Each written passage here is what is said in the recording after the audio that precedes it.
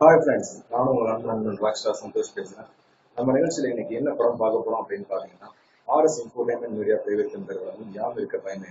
இந்த படத்துல கதாநாயகனா கிருஷ்ணா நடிச்சிருக்காரு.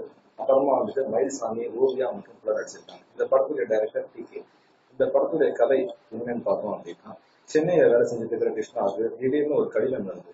அந்த கடிதத்துல தன் தந்தை வந்துட்டு தனக்கு உடல்நிலை சரியில்லை, அந்த டயத்துல வந்துட்டு பாத்தீங்கன்னா உனக்கு ஒரு இந்த விஷயத்த நான் சொல்லி அவங்கிற மாதிரி வந்து ஒரு விஷயத்த சொல்லியிருக்காரு. என்னன்னா, ஊட்டியில உள்ள அவருடைய சொத்துக்களை வந்து நீ தான் பாத்துக்கணும்.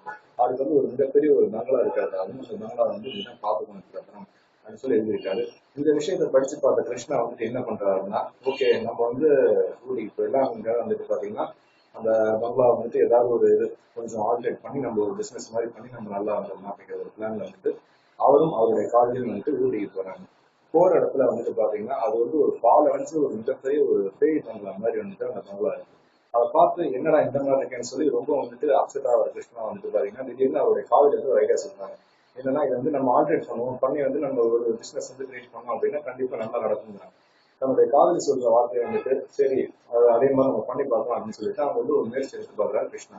அதை வந்துட்டு ஒரு ரிசார்ட்டா மாத்துறாரு, ஒரு லாட்ஜ் அங்க வந்து தங்கும் விதையா மாத்தி அங்க வந்து என்னென்ன த்ரில்லரான சம்பவங்கள் நடக்குது அதை வந்து ஒரு லாட்ஜா மாத்தின பிறகு அப்படிங்கிறது அந்த படத்துடைய முழு கதை. அந்த சம்பவங்கள் அதாவது ஒரு கெஸ்ட் வராங்க, ஒவ்வொரு கெஸ்ட் வந்து வரும்போதும் படத்துல வந்து ஒவ்வொரு த்ரில்லரான ஒரு நகைச்சுவையான சம்பவங்கள் வந்து நடக்குது. இந்த சம்பவங்கள் வந்துட்டு எதனால நடக்குது அப்படிங்கிறது வந்துட்டு தான் படத்துடைய கதை. இதுக்கு வந்து யார் காரணம், என்ன நடந்துச்சு அந்த இடத்துல அப்படிங்கிறது அந்த படத்துடைய முழு கதை. இந்த படத்துல வந்து மேலும் வந்துட்டு நல்ல ஒரு நகைச்சுவையான பின்னணியில வந்து படம் எடுத்தது ஒரு பிளஸ் பாயிண்ட்.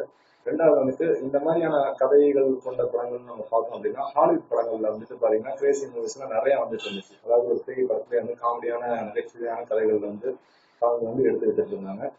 முதல் முறையா வந்து நம்ம தமிழ்ல வந்து அவங்க ட்ரை பண்ணியிருக்காங்க. நம்ம டைரக்டர் டிகே வந்து இதை தமிழ்ல இருந்துச்சுன்னு எப்படி இருக்குன்னு சொல்லி ட்ரை பண்ணியிருக்கிறது ஒரு நல்ல விஷயம் தான். கொஞ்சம் டிஃப்ரெண்டான புது முயற்சி. இந்த புது முயற்சிக்கு கிடைச்சது வந்து வெற்றி வந்து வெற்றி அப்படின்னு தான் நம்ம சொல்லுவோம். கண்டிப்பா வந்து தேட்டர்லாம் வந்து நல்லா தான் ரன் ஆயிட்டு இருக்கு படம். நல்ல ஒரு என்டர்டைன்மெண்டான கமர்ஷியலான மூவி. இந்த படம் எல்லாரும் போய் தேட்டர்ல பாருங்க. நல்ல ஒரு என்டர்டைன்மெண்டான மூவின்னு நான் சொல்லிக்கிறேன். மீண்டும் அடுத்த ரிவ்யூல வந்து சந்திக்கும் வரை உங்களிடம் வந்து தற்போது இருக்கிறது உங்கள் அன்பு நண்பன் ராஜா சந்தோஷ்.